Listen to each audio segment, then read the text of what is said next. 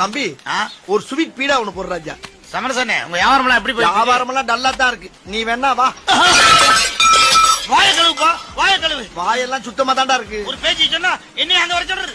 பதறி போயிட்டல. இதுக்கு தான் உங்கள்ட்ட வாயை கொடுக்க விடுவாங்கிறது. ஏன் வரவே மாட்டியாக்கு நீ? பீடா குடுறா. தொழில் எப்படி இருக்குன்னு கேப்பானா, வியாபாரம் எப்படி இருக்கான்? என்ன கள்ள முட்டா வியாபாரமா பண்ணிக்கிட்டு இருக்க நாங்க?